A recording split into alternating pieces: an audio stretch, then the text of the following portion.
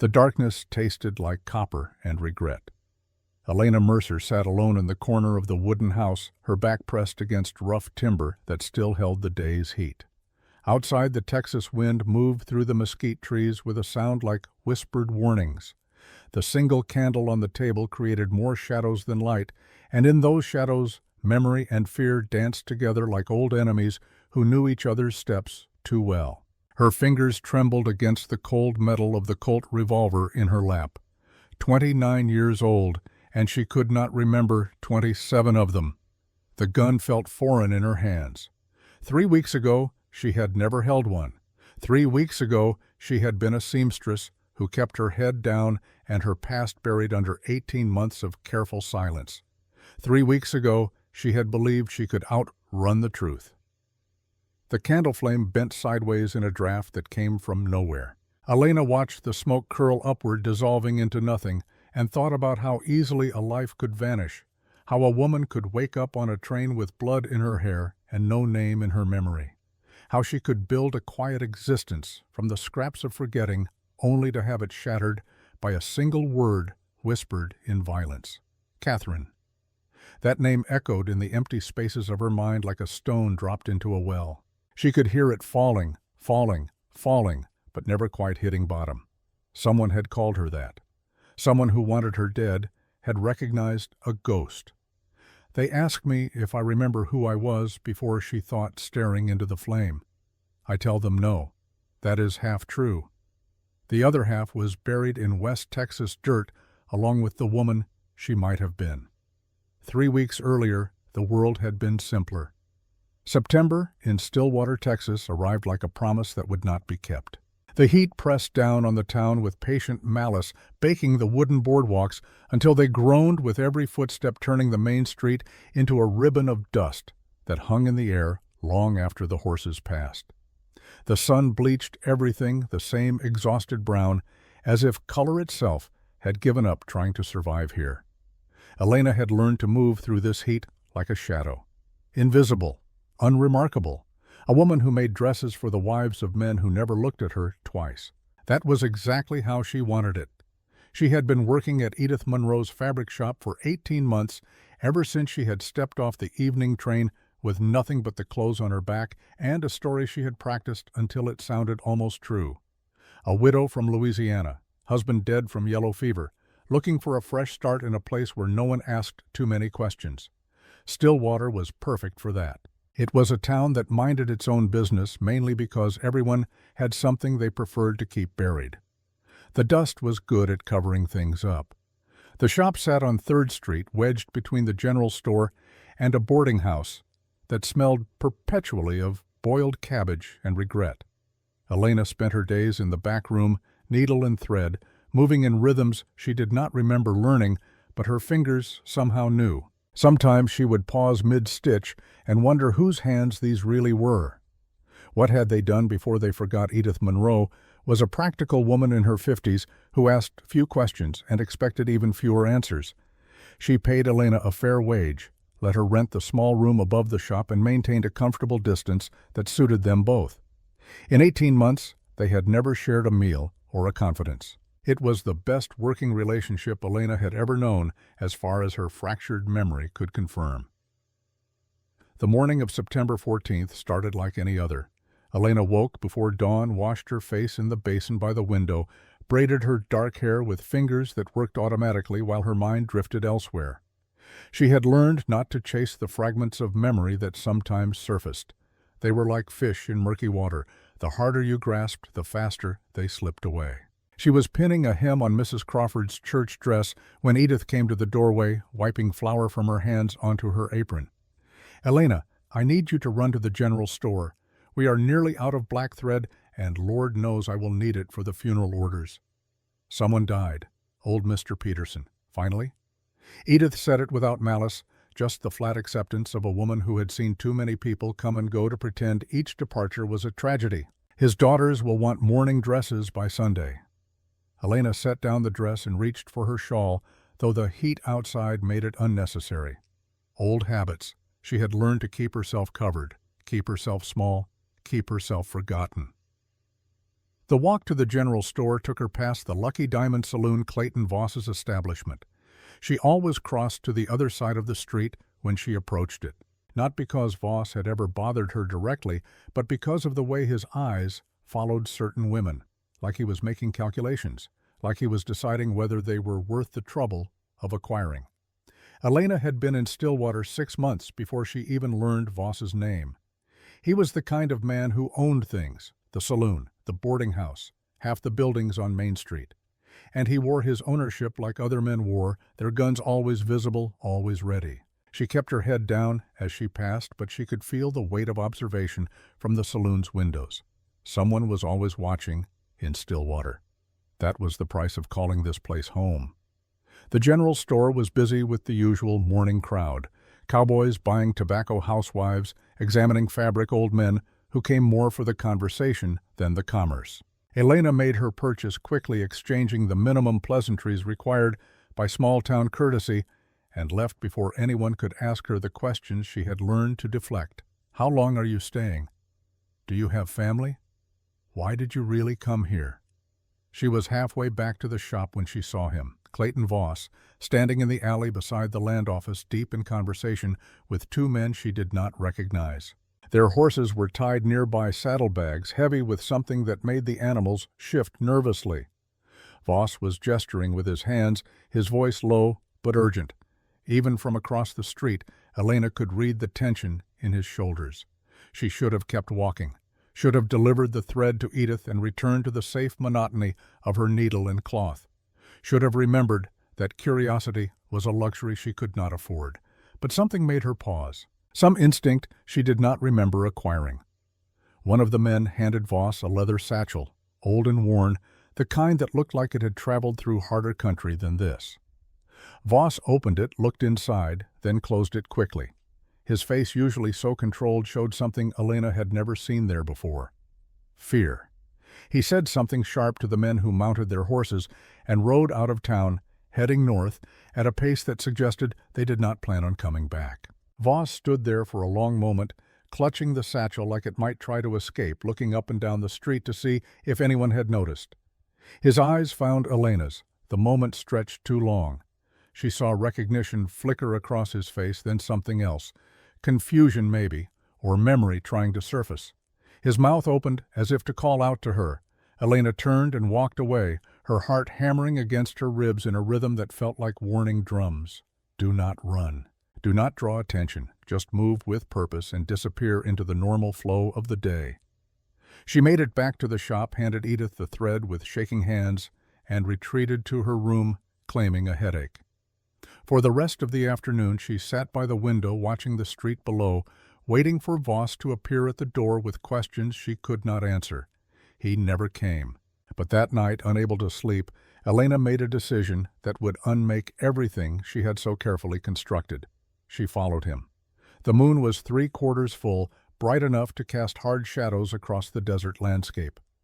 Elena kept her distance, moving between the scattered buildings at the edge of town, watching as Clayton Voss rode out toward the empty country to the west. He had the satchel tied to his saddle, and he rode like a man with a purpose he did not want observed. She should not have followed. Every instinct that had kept her alive for 18 months screamed at her to turn back, to forget. Whatever she had seen, to remember that survival meant not asking questions. But something deeper pulled her forward. Some part of her that existed before the forgetting, before the train, before the careful construction of Elena Mercer. That part of her needed to know. Voss stopped about 2 miles out in a hollow between 3 large rocks that formed a natural shelter from the wind and from the sight of anyone passing on the main road. He dismounted, took a shovel from his saddle, and began to dig. Elena crouched behind a stand of creosote bushes 40 yards away, her dress collecting burrs, and her knees aching against the hard ground. The night air smelled of sage, and something mineral like the earth itself was sweating metal. She watched Voss dig for 20 minutes, the rhythm of his work steady and mechanical. He was burying something he needed to hide. When the hole was deep enough, he lowered the satchel into it with almost reverent care. Even from this distance, Elena could see his hands shaking. He covered it quickly, then spent several minutes arranging rocks over the disturbed earth, making it look natural, making it disappear. He stood there for a moment looking down at his work, his shoulders rising and falling with heavy breaths. Then he mounted his horse and rode back toward town. Elena waited until she could no longer hear the hoofbeats before she moved. Her legs had cramped from crouching so long, and she nearly fell as she stood. The moon watched her with its cold white eye as she approached the burial site, as if daring her to dig up what Voss had buried. She did not have a shovel. But she had hands, and she had questions, and 18 months of not knowing who she was had built up a hunger for truth that outweighed caution. The earth was still loose. It came away easily under her fingers, dirt collecting under her nails, her dress getting filthy in ways that Edith would notice and wonder about. But Elena kept digging, kept pulling away the layers of concealment until her fingers hit leather.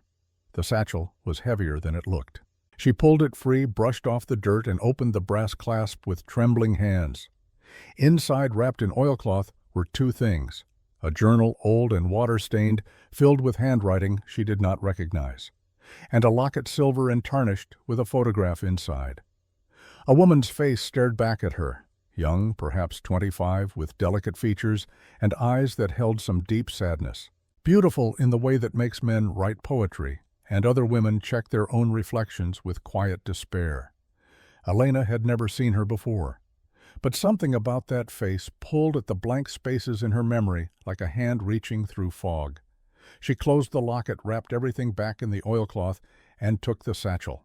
She would examine it properly back in her room where she had light and time and distance from whatever made Clayton Voss afraid. She buried the hole again, tried to arrange the rocks the way Voss had, and walked back toward a town, carrying secrets that did not belong to her. She made it halfway back before she heard the horse behind her. "Going somewhere, Miss Mercer?" Voss's voice cut through the night like a blade drawn from a sheath. Elena froze, her fingers tightening on the satchel. "Do not run," she told herself. "Running is confession." She turned slowly. Voss sat on his horse 20 feet away, close enough that she could see his face in the moonlight, close enough that she could see the gun in his hand. "Mr. Voss, I was just taking a walk, could not sleep. 2 miles out of town, in the dark, carrying something that belongs to me." His voice was calm, which made it more terrifying than anger would have been. This was a man who had done violence before and would do it again without the inconvenience of emotion. "I saw you bury it. I was curious." "Curious." He repeated the word like he was tasting it for poison. "Curiosity is a dangerous thing for a woman with no past, Miss Mercer, or should I say Miss Catherine." The name hit her like a physical blow. Her vision swam for a moment, and she had to lock her knees to keep from falling. Catherine, the name from the forgetting, the name that lived in the spaces where her memory should be. "I do not know what you mean." "Do not you?" Voss dismounted, keeping the gun trained on her as he walked closer. "I thought I recognized you in town today, something about your eyes.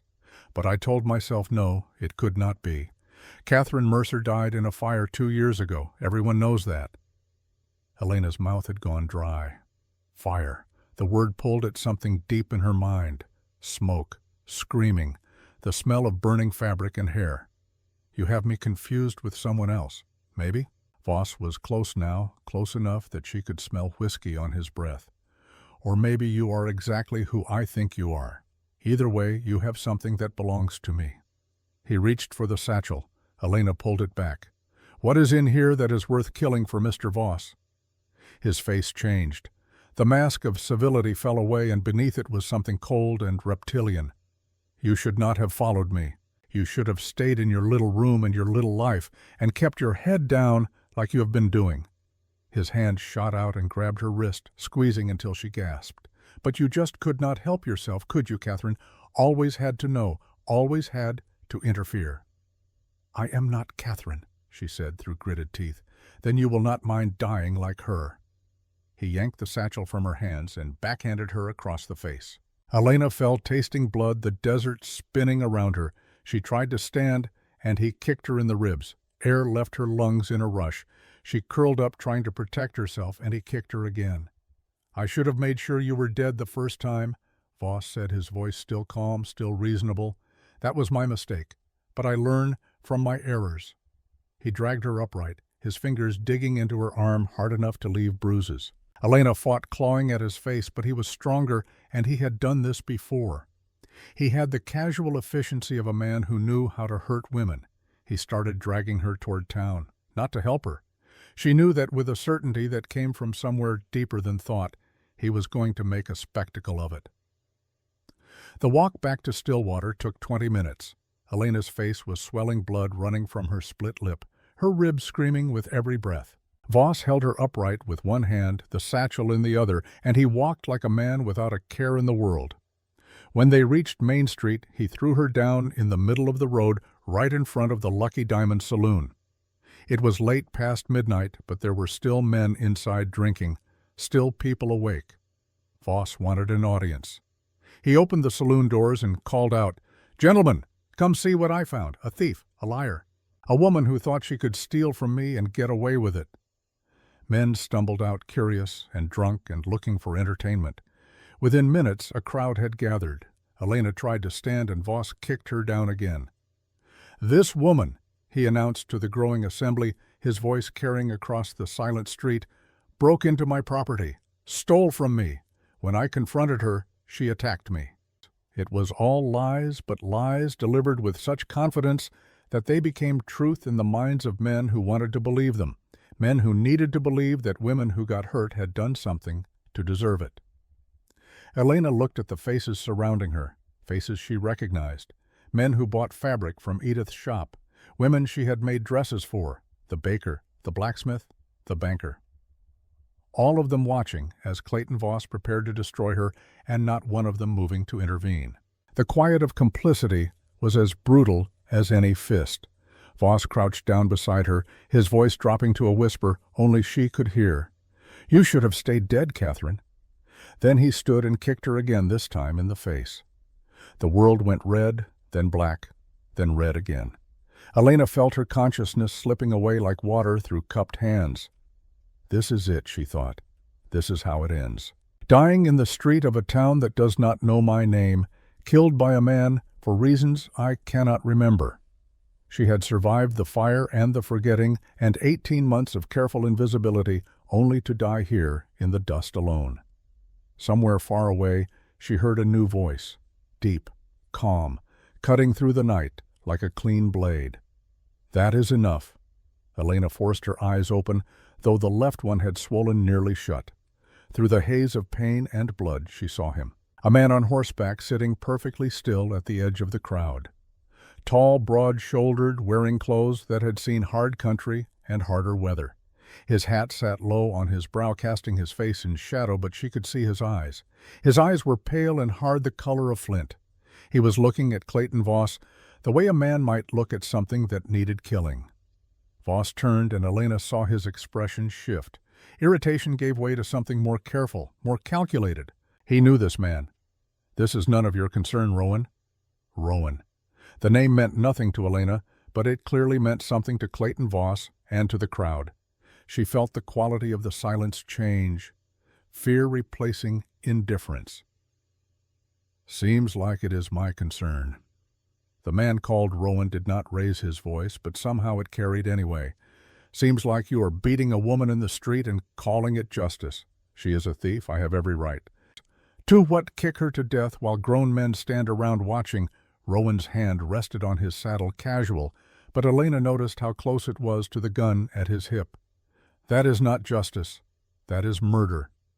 You do not know what you are talking about." "I know exactly what I'm talking about." Rowan dismounted in one smooth motion, landing light despite his size. "I have been watching you for 2 months, Voss, watching you and your business and the way you treat anyone who gets in your way. So, yes, this is my concern." "Who are you?" Voss's hand had drifted toward his own gun.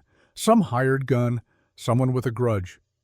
"My name is Caleb Rowan. I am a private investigator from Kansas City, and I was hired by the Hartwell family to look into the death of Grace Hartwell Voss." The name hit the crowd like a stone dropped in still water. Elena saw ripples of recognition, of memory, of things people did not want to talk about.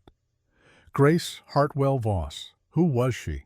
Voss's face had gone pale. "My wife died in an accident 2 years ago. There is nothing to investigate. The Hartwell family disagrees. So do I." Caleb took 2 steps forward, putting himself between Voss and Elena. "So here is what is going to happen. You are going to step back, and I am going to take this woman somewhere she can heal. And then we are all going to have a long conversation about what really happened to Grace.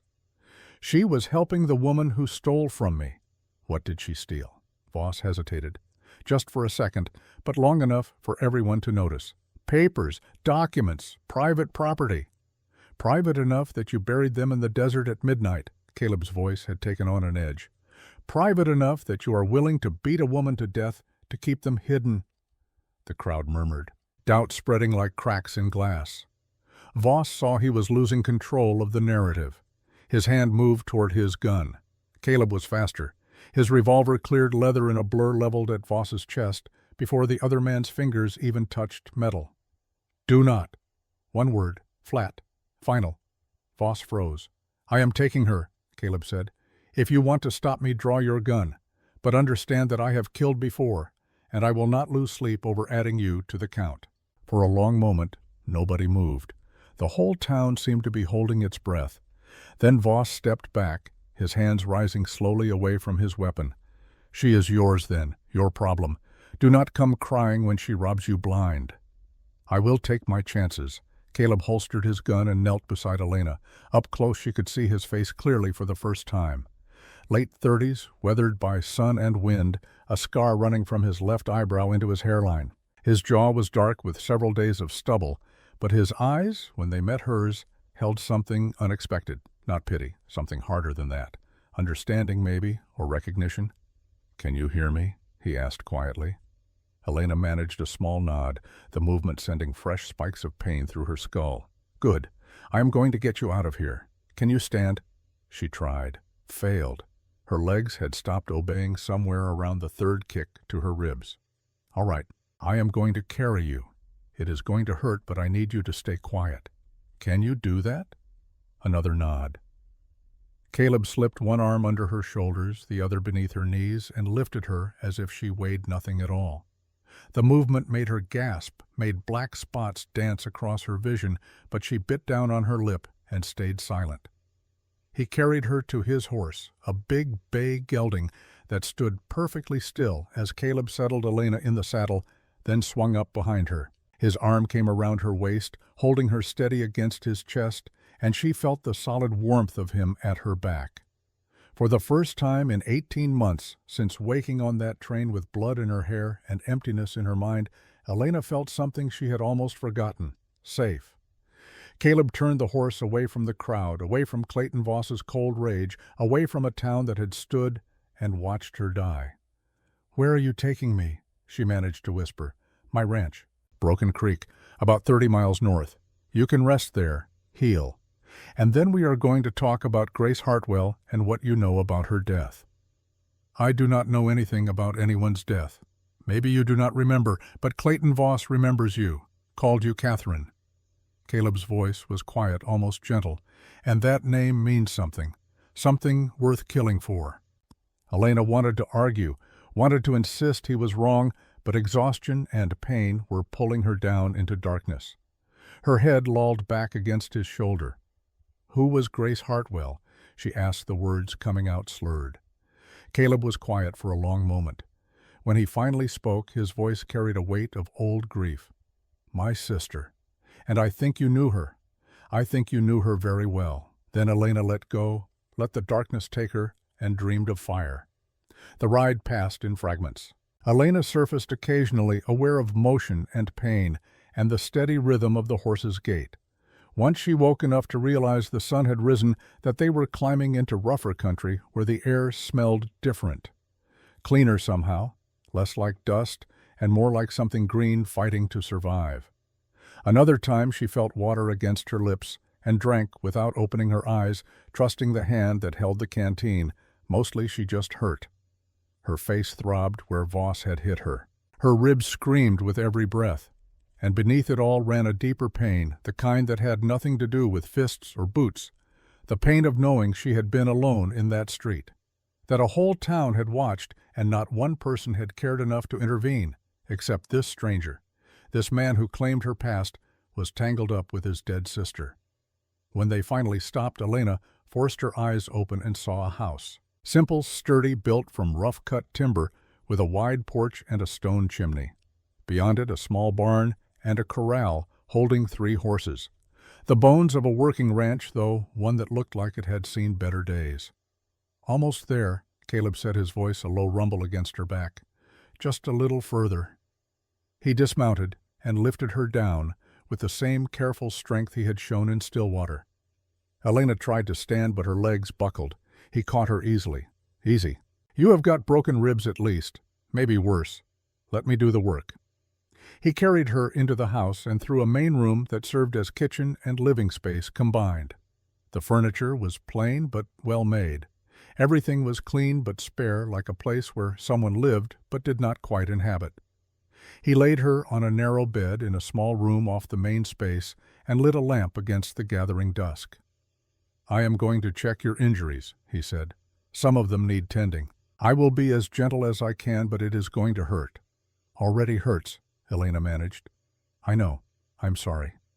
He pulled a chair next to the bed and began carefully examining her face. His hands were rough with calluses, but gentle in their touch. His expression remained neutral as he catalogued the damage. "Broken cheekbone, maybe. Your eye is swollen shut, but I do not think there is permanent damage. Split lip will heal on its own." He moved his attention lower carefully, probing through her dress at the places where Voss's boots had connected. "Ribs are the bigger problem. At least 2 broken, maybe 3. Nothing I can do about those except wrap them tight and tell you not to move much for the next few weeks." He stood and crossed to a cabinet, returning with clean cloth, a basin of water, and a bottle of whiskey. "This is going to hurt worse, but we need to get you cleaned up and those ribs wrapped." For the next hour, Elena existed in a haze of pain. Caleb worked with methodical efficiency, cleaning her wounds, wrapping her ribs, tending to every injury with practiced ease. He offered her the whiskey twice, and both times she drank coughing at the burn. When he was finally done, he covered her with a blanket and stood looking down at her. "You should sleep. Tomorrow is going to be hard. You will need your strength." "Why are you doing this?" The question came out barely above a whisper. "You do not know me." Caleb was quiet for a long moment. When he spoke, his voice carried certainty and sadness in equal measure. "Grace was my half-sister. We had the same father, different mothers. I only met her once when she was 16 before she married Voss. When she died, her family hired me to investigate because the local law would not." He sat back down in the chair. "I have been following leads for 6 months, and every lead points back to you. Catherine Eleanor Mercer, the woman who was Grace's closest friend. The woman who supposedly died in the same fire that killed her. I am not Catherine. I am Elena. I do not remember anything before waking up on a train 18 months ago. Maybe you do not. But Voss remembered you, and that journal he buried, the one you dug up that belonged to Grace. She wrote about you, about secrets you shared, about something that got her killed." He leaned forward, his gray eyes intense. "So whether you remember or not, you are part of this, and I need you alive to find the truth." Elena wanted to protest, to insist he was wrong, but exhaustion was pulling her down. "Get some rest," Caleb said, standing. "We will talk more tomorrow." He left the room, closing the door softly behind him. Elena lay in the darkness, listening to the unfamiliar sounds of the ranch settling around her. Somewhere outside, a horse nickered, wind sighed through the eaves, and in the main room she could hear the creak of a chair as Caleb sat down, keeping watch. She should have been afraid, should have questioned his motives, doubted his story, prepared herself to run at the first opportunity. But she was too tired for fear, too broken for doubt. So instead she let herself drift toward sleep, her mind turning over the fragments of the day like stones in a river looking for patterns in the chaos. Catherine Eleanor Mercer, Grace Hartwell, a fire, a death. Secrets worth killing for. And somewhere in the blank spaces of her memory the truth was waiting. Just before sleep took her completely, one more thought surfaced. The photograph in the locket, the woman's face. Why had it felt so familiar? Elena's eyes flew open in the darkness, her heart suddenly racing. Because she had seen that face before, not in a locket, in a mirror, when she was someone else, when she was Catherine. The realization should have terrified her. Instead, it felt like a key turning in a lock she had not known was there. Somewhere deep in the forgetting, a door was beginning to open, and on the other side she could smell smoke. Morning came with birdsong and the smell of coffee. Elena woke slowly, swimming up through layers of pain and confusion toward consciousness. For a moment she could not remember where she was or how she had gotten there. Then it came back in fragments. The beating, the stranger, the ride through darkness, and that final realization before sleep had claimed her. The woman in the locket had been her. She forced her eyes open, both of them this time, though the left was still swollen, nearly shut. Pale sunlight filtered through simple curtains, illuminating a small bedroom with whitewashed walls and plain wooden furniture. Someone had left a glass of water on the table beside the bed, along with a clean dress that was not hers. The door stood open, and through it she could see into the main room where Caleb Rowan stood at the stove, his back to her, cooking something that made her stomach clench with sudden hunger despite the pain. She tried to sit up. Every muscle in her body screamed protest. Her ribs felt like they had been replaced with broken glass, and her face throbbed with each heartbeat. But she needed answers more than she needed comfort. "Easy," Caleb's voice came without him turning around. "Those ribs need time. You move too fast, you will tear something loose." "How did you know I was awake?" "Your breathing changed." He turned then, a spatula in his hand, his gray eyes assessing her with the same careful attention he had given her injuries the night before. "How do you feel?" "Like I was beaten in the street." Something that might have been a smile touched the corner of his mouth. "Honest. That is good. Means your spirit is not broken." He returned to the stove. "Can you stand? There is a privy out back. I will help you if you need it." The thought of him helping her with such intimate necessities made her face burn, but pride was a luxury she could not afford. She needed to move, needed to see if her body still worked the way it should. She pushed the blanket aside and swung her legs over the edge of the bed. The room tilted dangerously. Caleb was beside her in 3 quick strides, his hand steady on her shoulder. "Slow. Let your body catch up with your intentions." Together, they made the agonizing journey outside to the small building behind the house. He waited at a respectful distance, his gaze fixed on the horizon, giving her what privacy he could. When she emerged, leaning heavily against the doorframe, he was there again, supporting most of her weight as they walked back inside. He settled her into a chair at the kitchen table and brought her a plate of eggs and bacon along with strong black coffee. She ate slowly, each bite an exercise in pain management, but the food was good and she was hungrier than she had realized. "The dress," she said between bites, her voice still rough. "Where did it come from?" "I bought it in town last month. Thought you might need clean clothes when you woke up." He paused. "Your own dress was beyond saving. Too much blood." Elena looked down at the simple cotton fabric she still wore from yesterday, now stiff with dried blood and desert dirt. The sight of it brought everything back. Voss's fists, his boot connecting with her ribs, the way the town had watched. "You said Grace was your sister." "Half-sister." Caleb sat down across from her, his coffee cup cradled in both hands.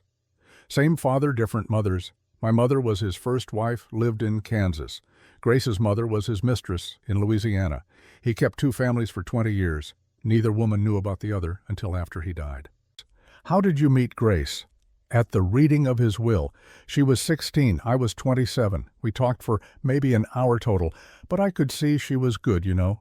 Kind in a way that does not survive long in hard country." His jaw tightened. 2 years later, she married Clayton Voss. Her mother pushed for it. Voss had money status. Never mind that he was twice Grace's age and mean as a rattlesnake. When did she die? September 1869, 7 years after her marriage. Official story was she fell from her horse, broke her neck. But her family did not believe it. Neither did I. He looked at Elena directly. "I have been investigating for 6 months. Every piece of evidence I find points back to you." Elena's hands had started shaking. She set down her coffee cup before she could spill it. "I told you, I do not remember anything before the train, before 18 months ago." "Then let me help you remember." Caleb stood and retrieved something from a shelf near the window, a leather folder worn and water-stained. He opened it on the table between them. Inside were documents, newspaper clippings, letters, and photographs. The first photograph showed Grace Hartwell on her wedding day standing next to Clayton Voss. She wore white lace and a smile that did not reach her eyes. Voss stood beside her like a man displaying a prize he had won. The second photograph made Elena's breath catch. Two young women, perhaps 23 or 24 years old, standing in front of a house with their arms around each other's shoulders, both smiling, both alive with the kind of joy that comes before the world teaches you to be careful with your happiness. One of them was Grace Hartwell. The other was Elena, or rather the woman Elena had been before the forgetting. Catherine. That was taken in New Orleans, 1867, Caleb said quietly. According to the letters, I found you and Grace met when you both worked at the same boarding house. You became close friends. When Grace's mother forced her to marry Voss and moved to Texas, you came with her. Elena stared at the photograph at the face that was hers, but belonged to someone else. Catherine's eyes held something Elena's did not. Confidence, maybe, or certainty, the knowledge of who she was and where she belonged. I do not remember her, Elena whispered. I do not remember any of this.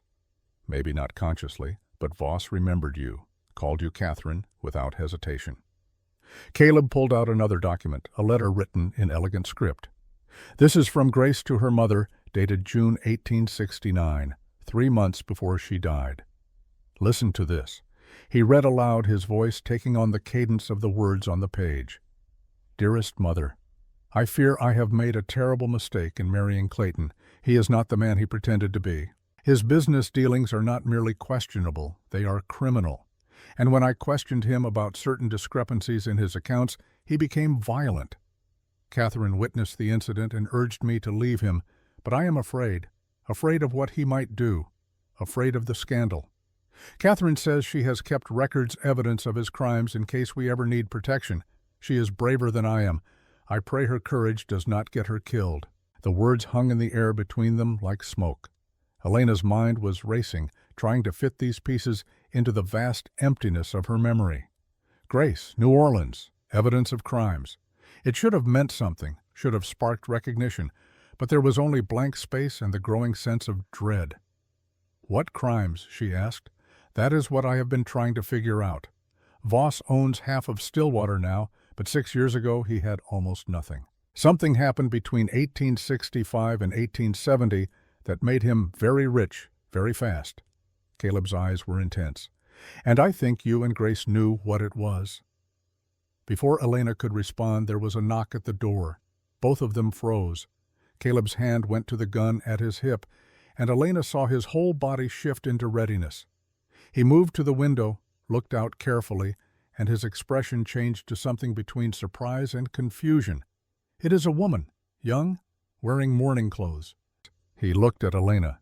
You expecting anyone? I do not even know where I am. Caleb opened the door slowly, keeping his body between Elena and whoever stood outside. Can I help you, miss? A voice Elena did not recognize, soft and cultured with the accent of old Southern money. Mr. Rowan, my name is Sarah Voss. I need to speak with Catherine Mercer. I know she is here. Elena's heart lurched. Voss's daughter. Had he sent her? Was this a trap? But Caleb stepped aside, and the woman who entered was nothing like Elena had expected. Sarah Voss was perhaps 23 years old, slender and pale, with dark hair pinned severely back from a face that might have been beautiful if it were not so haunted.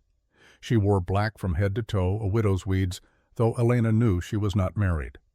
Her hands twisted together nervously as her eyes found Elena at the table. Mrs. Mercer, thank God. I was so afraid I would not find you in time. In time for what? Caleb's hand was still on his gun.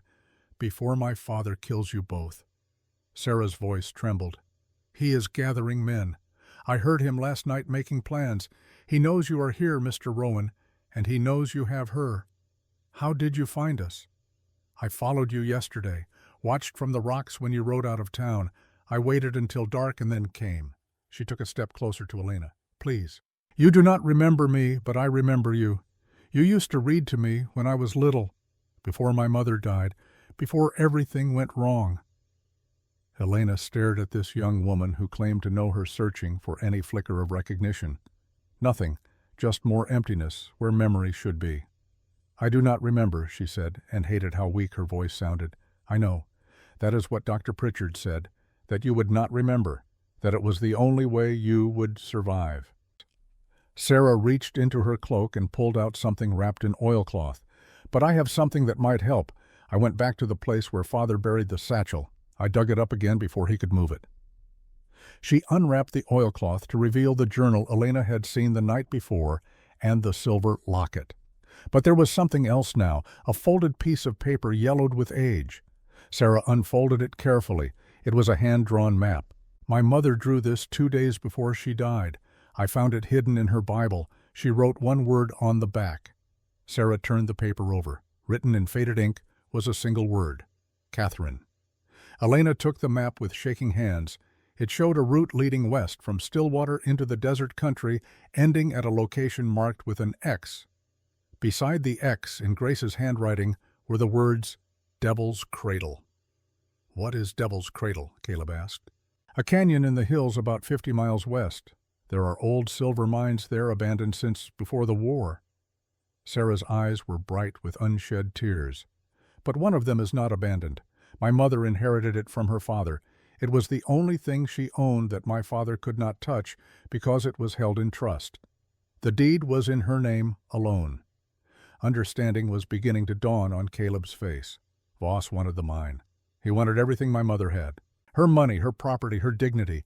When she would not tell him where the mine was or give him the deed, Sarah's voice broke. "He hurt her.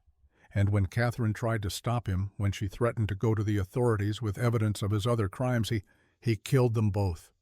Caleb finished softly. "He tried to." Sarah looked at Elena. "But Dr. Pritchard saved you, pulled you from the burning house, treated your wounds. You had been hit in the head so hard, he said you might never wake up. And when you did not remember anything. Not your name, not Grace, not what had happened." Elena's head was spinning. Fire. The memory that kept surfacing in nightmares. The smell of smoke. The sound of screaming. It was not just a dream. It was the truth trying to break through. "Dr. Pritchard told my father you were dead. Helped you get on a train headed east with a new name. He said it was the only way to keep you safe, to let you live." Sarah wiped at her eyes. "He died 6 months ago. Pneumonia, the doctor said. But I think my father poisoned him. He was afraid the doctor would talk." Caleb had gone very still, his mind clearly working through the implications. "If the mine is in Grace's name, and Grace is dead, who inherits it?" Sarah's smile was bitter. "I do, as her only child. And when I turn 25 next year, the trust dissolves, and I get full control. My father has been trying to force me to sign it over to him. That is why I am locked in the house most days, why he is trying to arrange a marriage for me to his business partner, a man who has agreed to give my father the mine as part of the dowry." "Why come to us?" Elena asked. "Why not go to the law?" "Because the law is my father's, the sheriff, the judge, the federal marshal. He owns them all." Sarah's hands clenched into fists. "The only thing he cannot control is the deed itself. It is hidden. My mother told Catherine where it was the night before she died, and I think she made a map so Catherine would not forget." She gestured to the paper in Elena's hands. "That is not just a map to the mine. It is a map to the proof that my father murdered my mother. The real deed is there along with documents showing how my father has been stealing from the trust for 2 years. If we can get those documents, we can destroy him." Caleb was looking at Elena, a question in his eyes. She knew what he was asking. Did she remember? Did any of this spark recognition? She looked down at the map again, at Grace's careful handwriting, at the route marked out in faded ink. And something did stir in the blank spaces, not memory exactly, but a sense of knowing. Her fingers traced the path to Devil's Cradle as if they had done this before. "There is something else," Sarah said quietly. She opened the journal and turned to a page near the end. "My mother's last entry, written the night she died." She handed it to Elena, who read the words written in increasingly frantic script. "He knows about the mine. He knows Catherine has been keeping records. I tried to warn her, but she would not leave me. She is too loyal, too brave. If something happens to me, I have told her where to find everything. The deed, the evidence, all of it hidden in the old mine at Devil's Cradle. She promised she would get it to the authorities. She promised she would make sure Sarah was safe. I believe her. Catherine is the bravest person I know. I only pray her courage does not get her killed. If you are reading this, my darling daughter, know that I loved you. Know that Catherine will protect you. Trust her as I have trusted her. She is the only one who knows the truth. The entry ended there mid-page as if Grace had been interrupted. Elena's throat was tight, tears burning in her eyes, though she did not know if they were for Grace or for the woman she had been. The woman who had made promises she could not remember keeping. I failed her, she whispered. I failed both of you. You survived, Caleb said firmly. That is not failure. That is the only thing you could do. But I left Sarah alone with him. I forgot everything. I ran. You did not run. You were dying. Sarah's voice was gentle despite her own pain. And you are here now. That is what matters. A long silence fell over the room, broken only by the sound of wind through the eaves and the distant call of a hawk. Finally, Caleb spoke. What do you want to do? The question was directed at Elena, and she understood what he was really asking. They could run, take Sarah and disappear into Mexico or California or anywhere Voss's reach did not extend. They could let the past stay buried and build new lives from the ashes of the old ones, or they could fight, could ride to Devil's Cradle and retrieve the evidence, could try to bring Clayton Voss to justice for what he had done. One path was safe. The other was likely to get them all killed. Elena looked at Sarah, at the young woman who had lost her mother and spent 2 years trapped in a house with her killer. She looked at Caleb, who had spent 6 months chasing a ghost because he could not save his sister when it mattered. And she thought about Catherine, the woman she had been, the woman who had been brave enough to stand up to a monster, even knowing what it might cost. Maybe she did not remember being Catherine, but she could honor what Catherine had tried to do. We get the deed, she said. We find the evidence. We make Voss answer for what he did. Caleb nodded slowly, respect in his eyes. It will be dangerous. Everything worth doing is. Sarah let out a shaky breath that might have been relief or fear or both. Thank you. Thank you for not giving up on her, on us. Your mother trusted me, Elena said. Even if I do not remember it, I will not betray that trust again. They spent the rest of the morning planning. Caleb brought out maps of the territory, and Sarah added details about the route to Devil's Cradle. It was 3 days' hard ride through country that offered little water and less shelter. They would need to move fast and careful. Voss will send men after us, Caleb said. He knows I am investigating, and now that Sarah is gone, he will know she came here. How many men can he muster? Elena asked. In Stillwater, probably a dozen. Out here, Caleb gestured to the empty country beyond the windows. He has connections. Could bring in hired guns from El Paso or Santa Fe. We have to assume we will be outnumbered. Then we need to be smarter. Sarah surprised them both by speaking up. My father is confident because he is used to people being afraid of him. He will expect you to run or hide. He will not expect you to go on the offensive. You have your mother's mind, Caleb said with a slight smile, and my father's ruthlessness when I need it. They were still planning when Elena heard the horses. Caleb heard them too. His hand went to his gun, and he moved to the window in one fluid motion. His face went hard. 6 riders, coming fast. They are armed. Already, Sarah's face had gone pale. Your father does not waste time. Caleb started moving through the house with quick efficiency, checking weapons, closing shutters. Elena, can you shoot? I do not know. I have never tried. Then you are about to learn. He handed her a rifle from a rack near the door. Point at what you want to hit, squeeze the trigger slow and steady. And remember, if they get inside this house, they will kill all of us. The riders were close now. Elena could hear the thunder of hooves, the jangle of tack. Her hands shook as she held the rifle, the weight of it foreign and terrifying. Caleb positioned her near a window with a good view of the approach, then moved to the opposite side of the room. Sarah he put in the back bedroom with a pistol and instructions to shoot anyone who came through the door who was not him or Elena. If this goes wrong, he said quietly, "There is a horse saddled in the barn. Take it and ride north to Fort Griffin. Ask for Colonel Morrison. Tell him Caleb Rowan sent you and that you need protection. He owes me a favor." "It will not go wrong," Helena said with more confidence than she felt. Caleb almost smiled. "Let us hope you are right." The riders stopped about 50 yards from the house, just beyond easy rifle range. One of them, a big man with a scar across his face, called out, "Rowan, we know you are in there. Send out the girl and the woman, and we will leave you in peace." "No deal," Caleb shouted back. "Turn around and ride out, and I will not shoot you." The scarred man laughed. "Boss said you would be difficult. Said you used to be someone to fear, but that was years ago. You are just an old man now hiding in a falling-down ranch with 2 women who cannot protect themselves. Then come and take them. See how that works out for you." There was a pause. Helena could see the riders conferring, making decisions. Then 4 of them dismounted and began to spread out, moving to flank the house from different angles. "They are going to try to pin us down," Caleb said. "When I start shooting you, pick a target and fire. Do not worry about hitting them at first, just make them keep their heads down." "Understood?" Helena nodded, though her heart was hammering so hard she could barely hear over it. The first shot came from one of the riders testing. The bullet thudded into the wooden wall near Elena's window. She flinched, but held her position. Caleb returned fire, his shot precise and measured.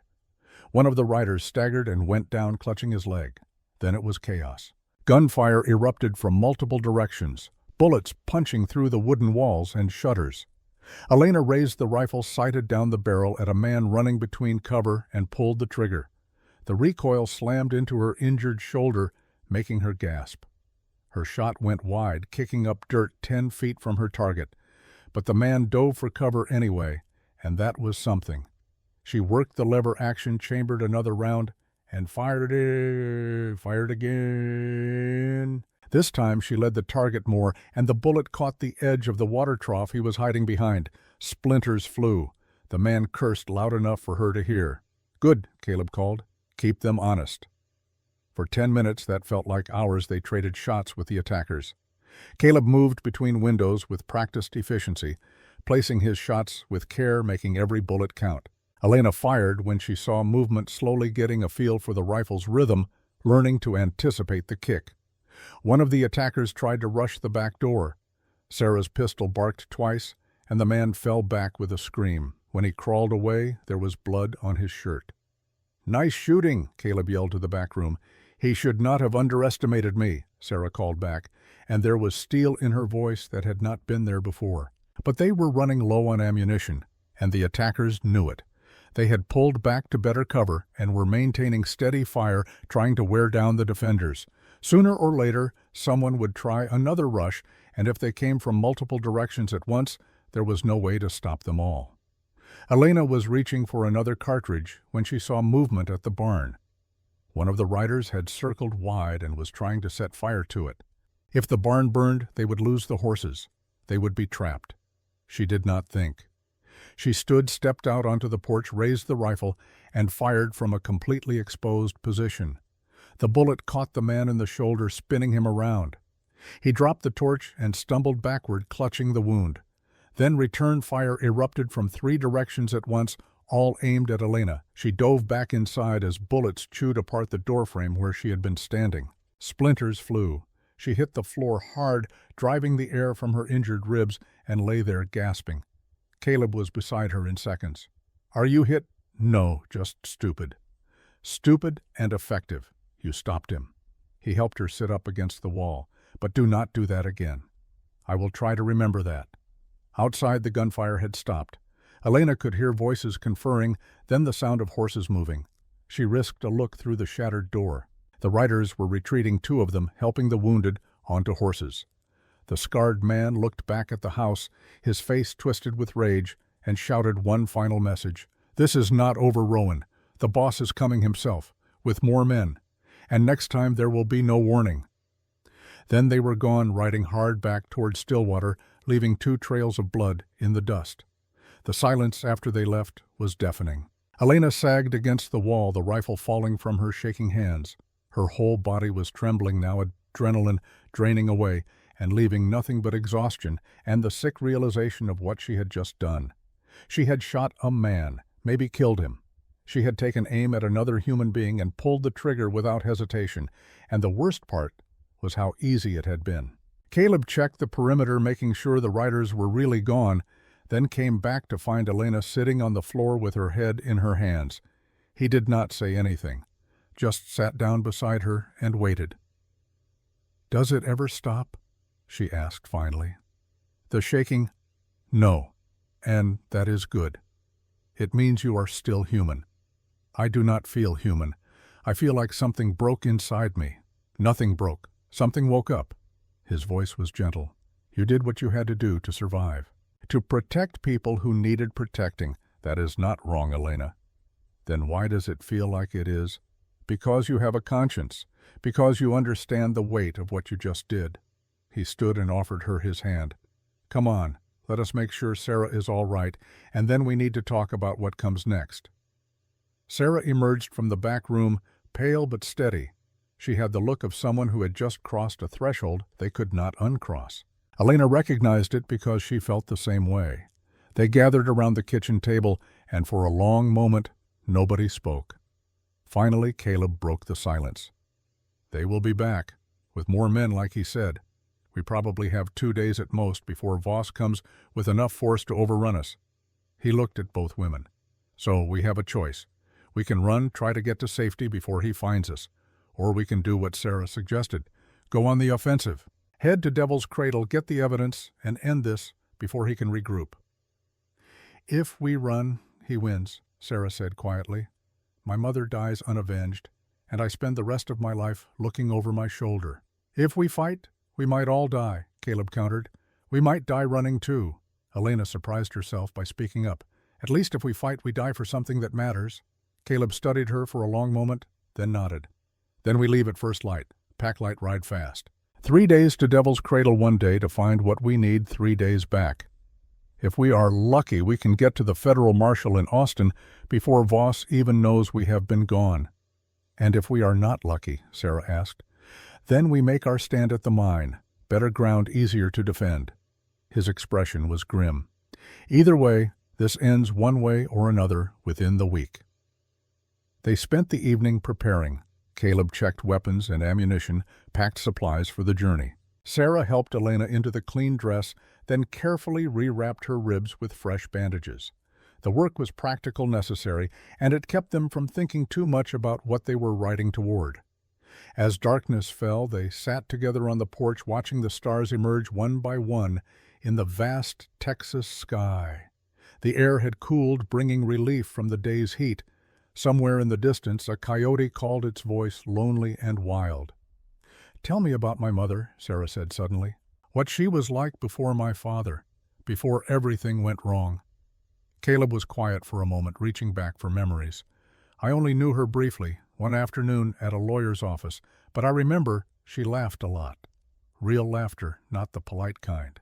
And she was curious about everything, asked me 100 questions about Kansas, about what it was like growing up there. She made me feel like my life mattered, like my stories were worth hearing." He paused. "She had kindness in her. The real kind, not the performative kind. You could see it in how she talked about people." "She used to read to me," Sarah said softly. "Poetry mostly, Wordsworth and Keats. She said beautiful words were important because the world was often ugly and we needed to remember that beauty existed too." Elena listened to them share memories of a woman she should have known, should have loved, and felt the ache of all that lost time. Grace Hartwell had trusted her with secrets and with her daughter's safety, and Elena had forgotten it all, had let those memories burn away like so much smoke. But she was remembering now, not the details, not the specific moments, but something deeper, a sense of who Catherine had been, what she had stood for. Catherine had been brave, had stood up to a monster even knowing the cost, had made promises she intended to keep. And maybe Elena did not remember being Catherine. But she could finish what Catherine started. "I am scared," Sarah admitted into the darkness. "Good," Caleb said. "Fear keeps you alive. It is only dangerous when you let it control you. What if we fail? What if we get to the mine and there is nothing there? Then we tried, and trying matters. Elena reached over and took Sarah's hand. The young woman's fingers were cold despite the lingering heat. "We will not fail," Elena said with more certainty than she felt. "Your mother did not raise a coward, and she did not trust a woman who would give up when things got hard." Sarah squeezed her hand tightly. "Thank you for doing this, for risking your life for people you do not even remember. Maybe I do not remember you, but I know you matter, and that is enough." They sat in silence after that, three people bound together by violence and loss and the fragile hope that justice might still be possible in a world that often seemed devoid of it. Eventually Caleb stood. "We should sleep. Tomorrow will be hard and the days after harder still. Rest while you can." He went inside, leaving Elena and Sarah alone under the stars. "Can I ask you something?" Sarah's voice was barely above a whisper. "Of course. Do you think my mother suffered when she died?" Elena thought about lying, about offering comfort, but Sarah deserved truth. "I do not know. I wish I could tell you she did not, but I do not remember.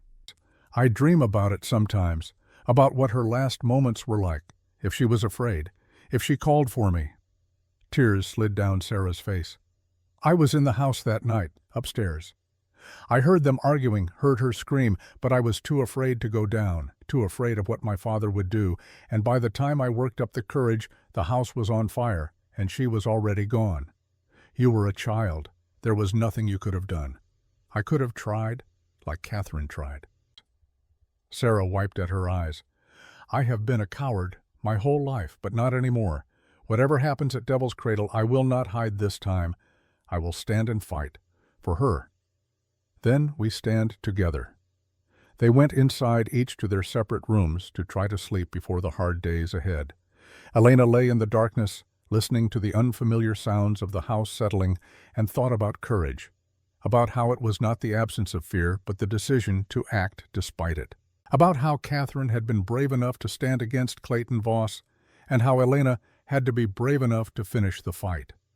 Tomorrow they would ride toward answers, toward truth, toward a reckoning 2 years in the making, and when they got there one way or another, the forgetting would end. The past would have its day, the dead would have their justice, and Elena would finally know who she had been and what that woman had died trying to protect.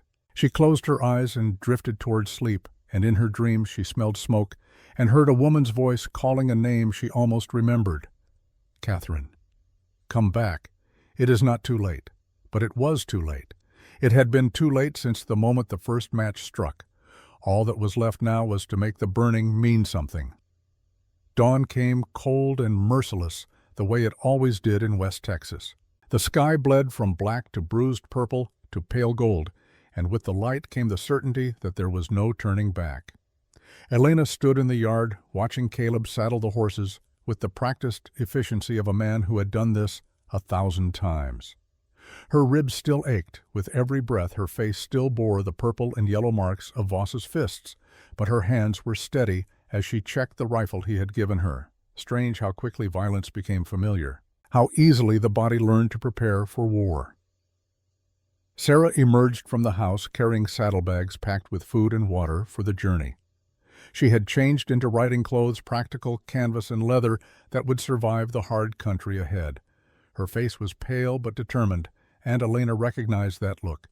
It was the expression of someone who had spent too long being afraid and had finally decided that death was preferable to another day of cowardice. Before mounting, Sarah pulled a folded newspaper from her saddlebag, her fingers trembling slightly as she handed it to Caleb. "There is something else you should know. Dr. Pritchard's nephew Thomas has been asking questions in town about his uncle's death. Dangerous questions." She paused. "I heard from the cook that he took work as one of my father's hired guns 2 months ago." Caleb's eyes sharpened. "Infiltrating. Or a boy looking to get himself killed," Elena said quietly. "Perhaps both." Caleb folded the newspaper and tucked it into his coat. "If he is smart, he will stay clear of this. If he is loyal to his uncle's memory, he might do something stupid at exactly the right moment." "Can we trust him?" Sarah asked. "We cannot trust anyone," Caleb replied. "But we can hope." 3 days, Caleb said, cinching the final strap on his bay gelding. "If we push hard and the weather holds. Devil's Cradle is rough country. Not many people go there anymore.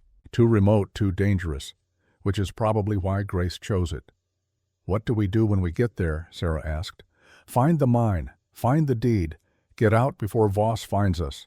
Caleb swung into his saddle. Simple as that. Nothing about this is simple, Elena said, mounting her own horse with movements that made her ribs scream protest. No, Caleb agreed. But simple is all we have got. They rode out as the sun cleared the horizon, 3 figures against the vast emptiness of Texas, heading west toward answers that might kill them all. The first day passed in hard riding and harder silence. The landscape changed around them, the scrub grass giving way to rockier ground, the hills rising like the bones of the earth pushing through thin skin. They saw no one. This was country too poor for ranching, too dry for farming, claimed only by rattlesnakes and scorpions, and the occasional buzzard circling something that had given up the fight. Elena found herself falling into the rhythm of the ride, her body remembering things her mind did not. How to sit a horse for hours without cramping, how to read the land for water signs, how to move through country that did not want you there. These were Catherine's skills surfacing through the fog of forgetting, like fish breaking the surface of dark water. They stopped briefly at midday to rest the horses and eat jerky and hardtack that tasted like sadness. Sarah sat apart from them, staring west toward the hills that hid Devil's Cradle, her face unreadable. She is holding up well, Caleb said quietly to Elena. She is her mother's daughter. And her father's. That is what worries me. Voss did not get where he is by being stupid or weak. Sarah has that same steel. The question is what she will do with it when we find what we are looking for. Elena understood what he was not saying. Vengeance and justice wore similar faces sometimes. The line between them was thin as a blade's edge and easy to cross without noticing. We keep her from crossing that line, Elena said. Can anyone? Caleb's gray eyes were distant. I have spent 6 months chasing my sister's killer. Part of me wants to put a bullet in Voss and call it done. The only thing stopping me is knowing Grace would not want that. She believed in law, in proper justice. But believing in something does not make it real. Then we make it real. We get the evidence, we bring it to the federal marshal, and we let the system work the way it is supposed to. You have more faith in the system than I do. I do not have faith in anything, Elena said. But I have hope, and sometimes that is enough. They rode on through the afternoon heat, the sun beating down like a hammer on an anvil, forging them into something harder with each mile. By the time they made camp that evening in a hollow sheltered by red rocks, all 3 of them were exhausted and sunburned and too tired for conversation. Caleb built a small fire, just enough to boil coffee and warm beans. They ate in silence, watching the stars emerge one by one in the darkening sky. Out here, away from town lights, the Milky Way stretched across the heavens like a river of light so bright it cast shadows. Do you think she is watching? Sarah asked suddenly. My mother. Do you think the dead can see us? I do not know, Caleb said. I hope not. I would hate for Grace to see how long it has taken me to find the truth. She would understand. She always understood when people were trying. Sarah wrapped her arms around her knees. I used to talk to her after she died. I would go to her grave and tell her about my day, about what I was reading, about how much I hated my father. The priest said it was unhealthy talking to the dead, but it made me feel less alone. It is not unhealthy, Elena said. The dead do not leave us just because they stop breathing. They live in our memories, in our choices, in the promises we keep. Sarah looked at her with something like gratitude. You sound like her, like my mother. She used to say things like that. Elena felt a strange warmth in her chest. Maybe she did not remember Grace, but some part of Catherine did. Some part of the woman she had been still lived in the things she said, the way she thought. Memory was not just what you could recall. It was who you became because of what you had lived. They took turns on watch that night, 2 sleeping, while one kept guard against threats, both human and animal. When Elena's turn came in the small hours before dawn, she sat with the rifle across her knees and watched the darkness, thinking about all the versions of herself that existed in the spaces between remembering and forgetting. Catherine, who had been brave enough to stand against a monster. Elena, who had built a quiet life from the ashes of forgetting. And whoever she was becoming now riding toward a confrontation that would define everything that came after. The stars wheeled overhead, indifferent to human struggle, and Elena wondered if that was a comfort or a curse. To know that the universe did not care whether you lived or died, whether you found justice or fell into dust. There was a kind of freedom in that indifference. It meant your choices were your own. No cosmic plan, no predetermined fate. Just the daily decision to keep fighting or to give up. She chose fighting, not because she was brave, but because the alternative was unthinkable. Dawn came again, and they rode on. The second day was harder. The terrain grew rougher, the trail less certain. They had to dismount frequently to lead the horses over broken ground, and twice they had to backtrack when the path disappeared into impassable rock falls. The heat was brutal, and their water was running low. By afternoon, all three of them were moving with the mechanical determination of people past exhaustion, held together only by will. It was Sarah who saw it first. A thin line of green in the distance, the impossible color of life in this wasteland. "There," she said, pointing. "That has to be it, Devil's Cradle." They pushed on, and as they drew closer the landscape revealed itself. A canyon cut deep into the hills, its walls striped red and white and ochre, carved by water that had not flowed here in 1,000 years, and at the bottom, fed by some underground spring, a thin ribbon of vegetation. Cottonwoods and willows clinging to existence in the shadow of stone. And mines.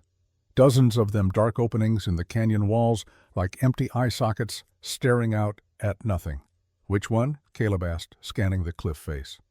Sarah pulled out her mother's map, comparing it to the landscape.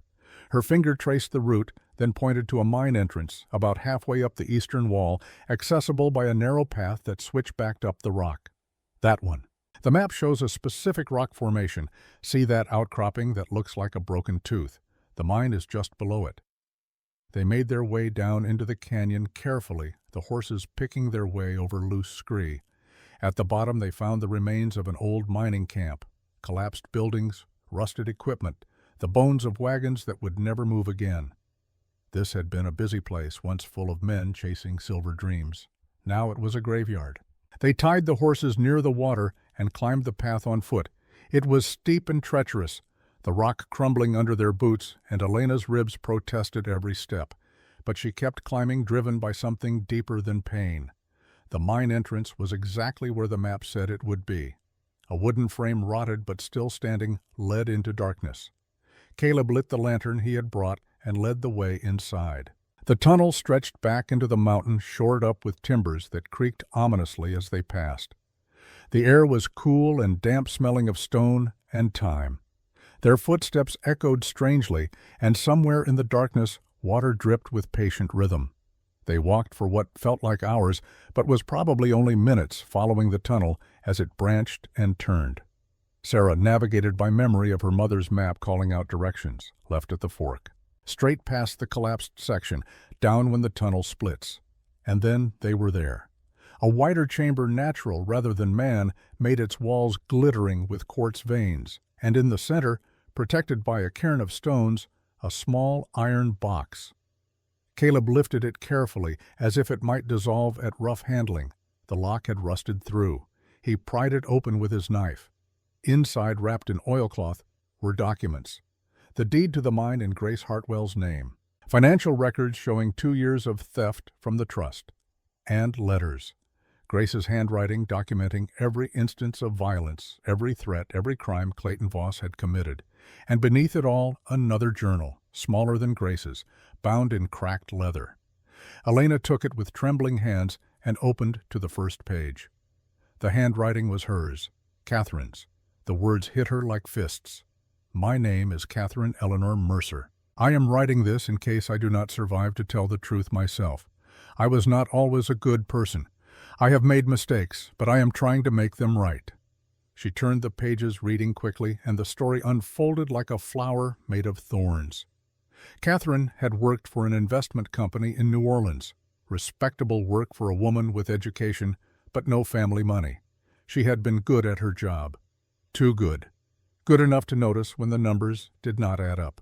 When client funds disappeared into private accounts. when lies were told to hide theft on a massive scale. The company had defrauded dozens of families, stolen their savings, their futures, their hopes.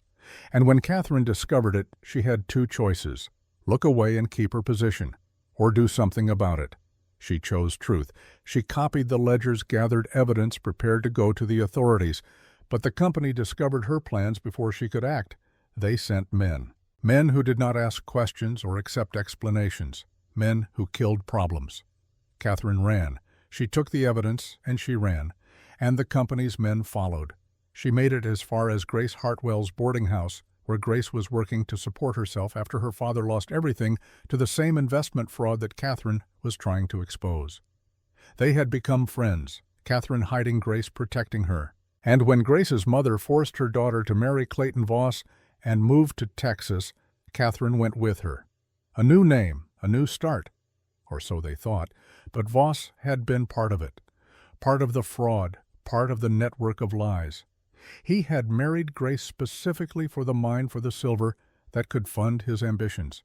And when he realized Catherine knew the truth about his past, knew what he had done, he could not let her live.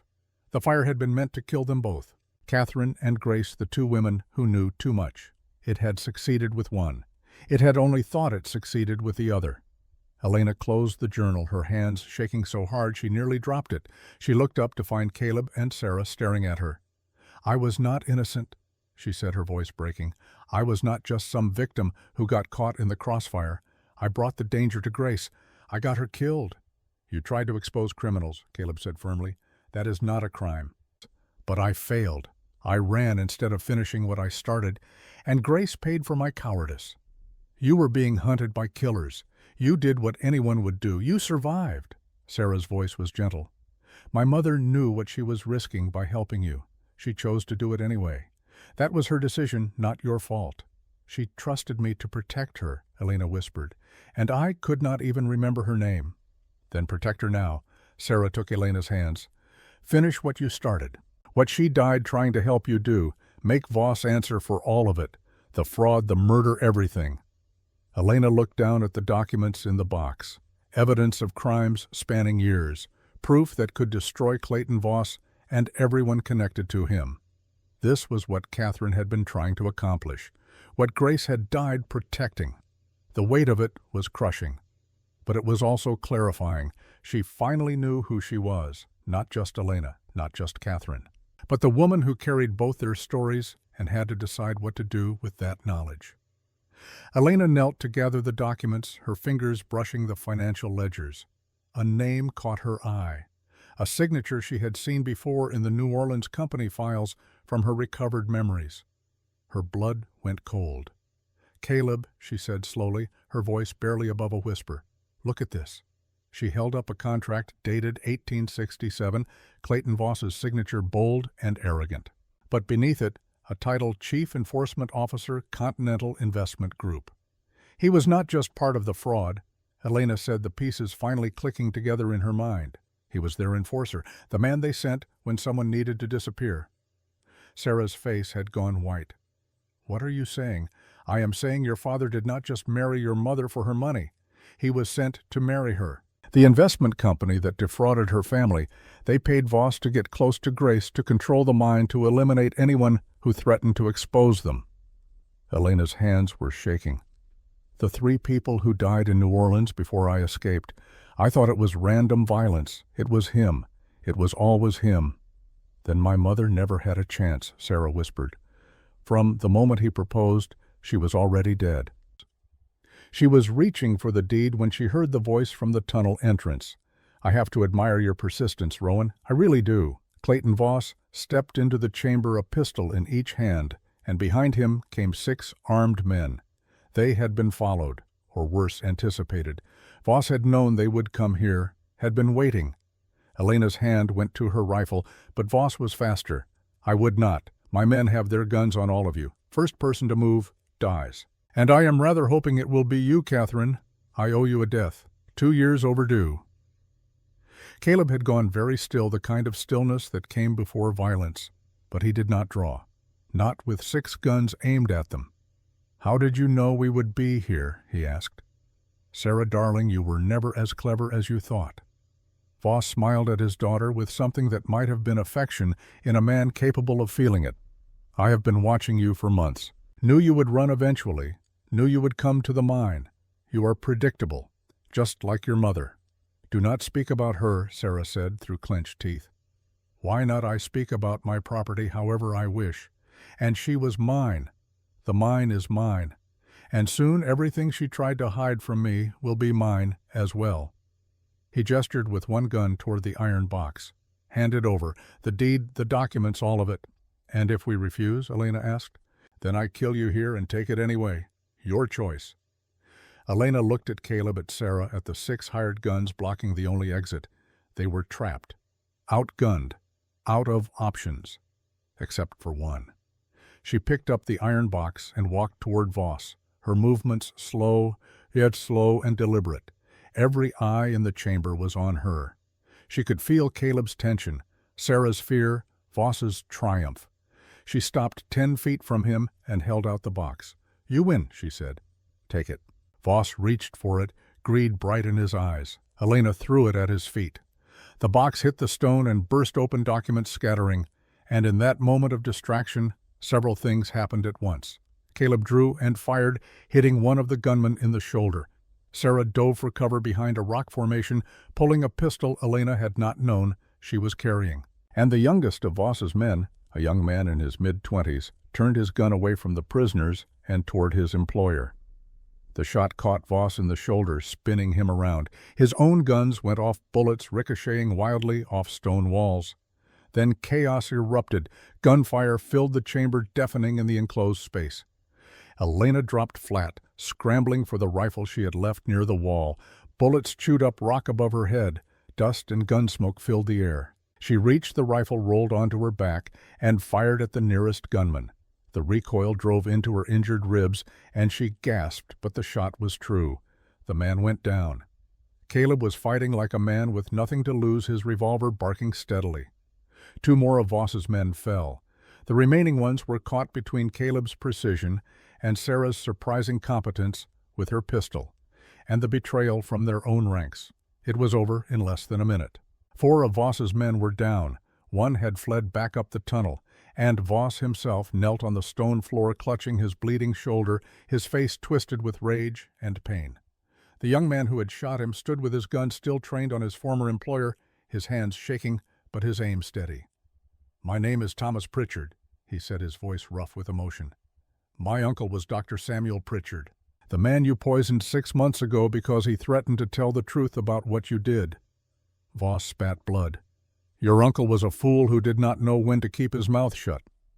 He was a good man who saved a woman's life, and you killed him for it." Thomas's finger tightened on the trigger. "Give me one reason I should not end you right here." "Because we need him alive," Caleb said, stepping forward. "We need him to stand trial, to answer for everything he has done. If you kill him, he becomes a martyr. Let him live to face justice." "There is no justice," Thomas said bitterly. "Not for men like him. He will buy his way out. He always does." "Not this time," Sarah said. She had gathered the scattered documents, was holding them up. "Not with this evidence. Not with all of us willing to testify." Elena moved to stand beside Voss, looking down at the man who had beaten her, who had killed Grace, who had poisoned a doctor and tried to murder her twice. He looked smaller now, diminished, a bully stripped of his power. "You should have stayed dead," he said to her, his voice thick with pain and hatred. "Probably," Elena agreed, "but I did not. And now you have to live with that." She turned to Thomas. "Lower the gun. Please, do not let him make you into a killer. That is what he wants. To drag you down to his level." For a long moment, Thomas did not move. Then slowly he lowered the weapon. "For my uncle," he said, "not for him." Caleb moved quickly, disarming Voss and binding his hands with rope from his pack. The man was cursing, threatening, promising revenge and ruin, but his words had no weight anymore. He was finished, and he knew it. They gathered the documents carefully, made sure nothing was lost in the chaos. The deed to the mine, the financial records, Grace's letters, Catherine's journal. Evidence of crimes spanning years. Enough to put Voss away for the rest of his life. If they could get it to the authorities before Voss's remaining allies found them. "We need to move," Caleb said. "That gunman who ran will bring reinforcements. We have maybe a few hours' head start." They made their way back up the tunnel, Voss stumbling ahead of them at gunpoint. Thomas had joined them, his loyalty shifted by grief and the need for his uncle's death to mean something. At the entrance, Elena paused and looked back into the darkness. Somewhere in there, 2 years ago, Catherine had hidden the truth, and now Elena had found it. The circle was closing.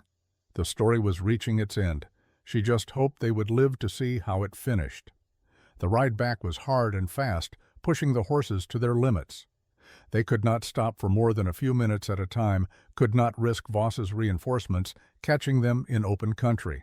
Sarah rode with grim determination, Thomas with the haunted look of a man who had crossed a line he could not uncross, and Voss, bound and bleeding, cursed them every mile. By the time they reached the outskirts of Austin 3 days later, they were all exhausted, filthy, and running on nothing but will. The federal marshal's office was a 2-story building on Congress Avenue. Caleb dismounted and helped Elena down, then dragged Voss from his horse with less gentleness than necessary. Marshal William Harrison was a lean man in his 50s with iron-gray hair and eyes that had seen too much to be easily shocked. But when they laid out the evidence on his desk, when they told the story of Grace Hartwell's murder and the conspiracy that had led to it, something shifted in his expression. "This is substantial," he said, leafing through the documents. "If even half of this is verifiable, Voss is looking at 20 years minimum, probably more." "It is all verifiable," Sarah said. "My mother kept meticulous records." Harrison looked at her with something like respect. "You are Grace's daughter." "I am. She would be proud of you." Sarah's eyes filled with tears, but she kept her composure. "Thank you, sir. That means more than you know." The trial took 3 months. 3 months of testimony and evidence, and lawyers trying to punch holes in their story. But the truth was too solid, too well documented. Voss's money could buy good attorneys, but it could not erase what he had done. The verdict came on a cold December morning. Guilty on all counts: conspiracy to commit murder, fraud, theft, attempted murder. The judge sentenced him to 20 years in the territorial prison with all assets seized to pay restitution to his victims. Elena sat in the courtroom gallery watching as they led Clayton Voss away in chains and felt nothing, no triumph, no relief. Just emptiness where fear used to live. Outside the courthouse, Sarah found her. "It is over," the young woman said, and she was smiling through tears. "It is really over." "It is," Elena agreed. "What will you do now?" "My mother's assets have been returned to me. The mine, the trust, everything. I am going to use it the way she would have wanted, to help people. I am thinking a foundation for women fleeing violence, a place where they can heal and learn and start over." She looked at Elena. "I want to name it after her, the Grace Hartwell Foundation. What do you think?" "I think she would love that. And I want you to help me run it, you and Mr. Rowan, if you are willing."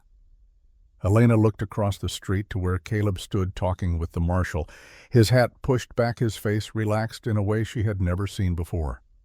The weight of 6 months of investigation was gone. His sister had justice. The truth had won. "I think we would be honored," Elena said. They built it together over the next year, not in Texas, where the memories were too fresh, but in New Mexico, a ranch that became a refuge, a place where women who had been broken by violence could come to heal, to learn skills, to rebuild their lives from the ashes of what they had survived. Elena taught them to sew and read and shoot, depending on what they needed. Sarah taught literature and art and the importance of beauty in a harsh world. Caleb taught them self-defense and how to recognize danger before it found them, and slowly the place became what its founders needed it to be. Not just a refuge, but a home. Not just a shelter, but a community. Elena and Caleb did not marry right away. There was too much healing to do, too much past to integrate. But they built something steadier than romance: partnership, understanding, the kind of love that comes from shared trauma and the decision to keep choosing each other despite it. The first year was the hardest. They found land in New Mexico, built the main house with their own hands. Sarah threw herself into the work with fierce determination, as if building something could fill the hole her mother's death had left. Thomas Pritchard stayed with them for 6 months, helping construct the bunkhouses and barn. He was quieter than before, haunted by what he had done in the mine. One morning, Elena found him packing his belongings. "I need to go," he said simply. "See if I can outrun what I did." "You saved our lives," she told him. "I killed a man, justified or not, that changes you." He looked at her with eyes older than his years. "My uncle saved you by helping you forget. Maybe I need to forget too." She did not try to stop him. Everyone healed differently. The women came slowly at first, 1 or 2 at a time, referred by sympathetic sheriffs or doctors who knew what Sarah was building. Women with bruises hidden under long sleeves. Women who flinched at raised voices. Women who had forgotten what safety felt like. Elena taught them practical skills: sewing, reading, how to handle a rifle. But more importantly, she taught them what Dr. Pritchard had taught her, that you could survive losing yourself and still become someone worth being. Caleb taught them to recognize danger, the signs of a man who would hurt you, how to trust your instincts, how to leave before it was too late. And Sarah, sweet Sarah, who had spent 2 years trapped in her father's house, taught them literature and art and the revolutionary idea that women deserved beauty in their lives. The foundation grew. By the end of the first year, they had helped 16 women. By the end of the second, 43. Elena and Caleb's relationship developed slowly, carefully. They were both too damaged for grand romance. But they found something steadier: companionship built on shared purpose. Love that grew from mutual respect rather than passion. One night, 8 months after the trial, Caleb found her sitting alone in the barn. "Cannot sleep?" he asked. "Too many memories. The good ones are almost harder than the bad ones." She looked at him. "I remember Grace now, not everything but enough.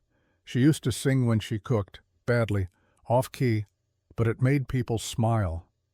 Caleb sat beside her in the hay. "She would like what you are building here, what we are building." "I hope so." Elena leaned against him, fitting naturally into the space at his shoulder. "Caleb, do you think we will ever stop feeling guilty for surviving when they did not?" "No. But maybe we can make our survival mean something, make their deaths count for something." His arm came around her. "That is all any of us can do." They sat together in comfortable silence, and Elena realized this was what healing looked like. Not the absence of pain, but the presence of purpose. One evening, almost 2 years after the trial, Elena stood on the hill above the ranch and watched the sunset over the New Mexico desert. The sky was on fire. Orange and pink and purple bleeding together in ways that made her chest ache with their beauty.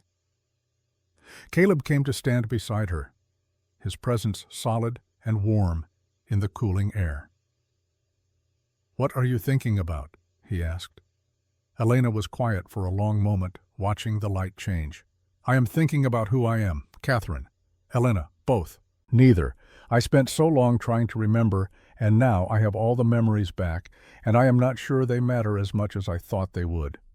"What matters then?" "This, now. The choices I make tomorrow."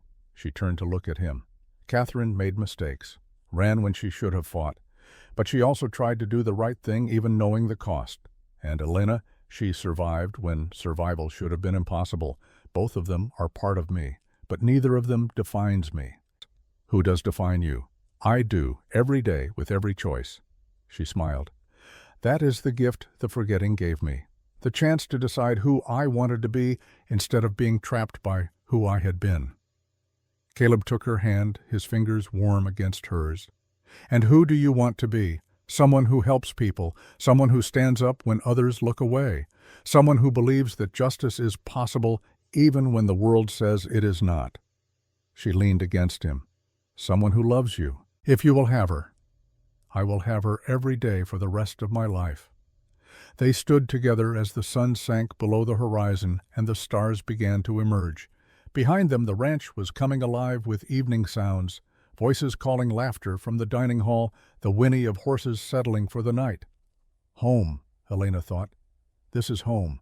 Not because of the place, but because of the people, because of the choice to stop running and start building. Down the hill, Sarah emerged from the main house, waving up at them. New arrivals, probably, women who needed shelter and strength and the knowledge that they were not alone. Elena waved back and started down the hill, Caleb beside her. There was work to do. There was always work to do. But that was all right. The work was what made life meaningful. She had been beaten and broken and left for dead. She had lost her memory and her name, and everything she thought defined her. She had been Catherine. She had been Elena. She had been the woman with no past and the woman haunted by it. Now she was just herself, whoever that was, whoever that would become. And that, she thought as she walked toward the house and the women waiting there, was enough, more than enough. It was everything. The desert remembered, the stars remembered, and the dead remembered in the hearts of those who kept fighting in their names. But the living got to choose what came next, and Elena chose hope.